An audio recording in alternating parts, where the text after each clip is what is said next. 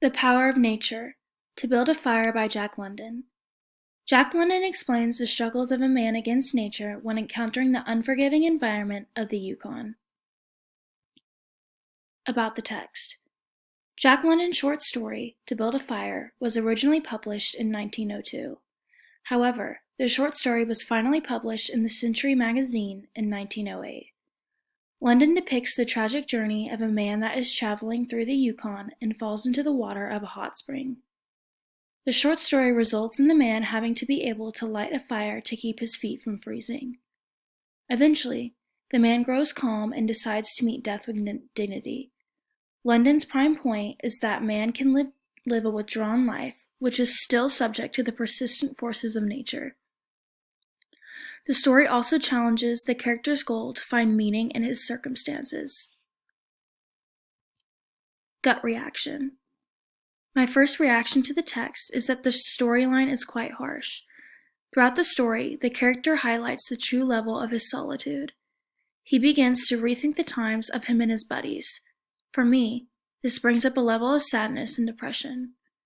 While this story is nothing short of an emotional adventure, it lacked a quantity of characters. The short story did not depict as much character versus character conflict, and it illustrated more character versus self and character versus nature conflict. Scope and context. Context/background. To Build a Fire is set during the Klondike Gold Rush, a spike in gold mining activity in the Yukon region of northern Alaska between 1896 and 1899. Over 100,000 people traveled to the Yukon to make their fortune. However, only few came back with any luck. Why is this text important?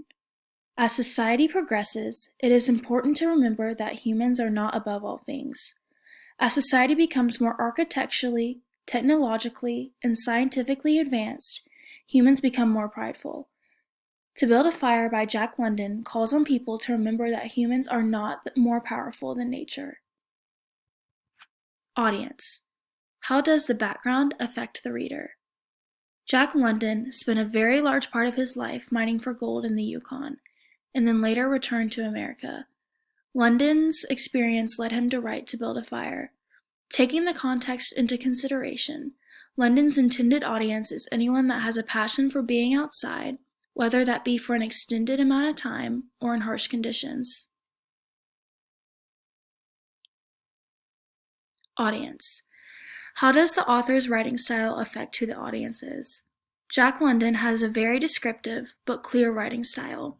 He highlights the nature of his writings by using heavy imagery and specific diction. London's style attracts a skillful reader that enjoys the adventures of being immersed into nature. Audience. How does the publishing context affect who the audience is? Was the story widely published at the time?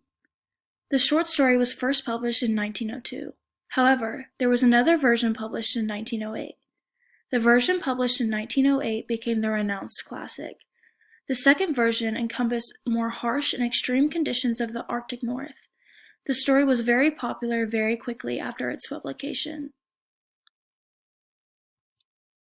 Most notable.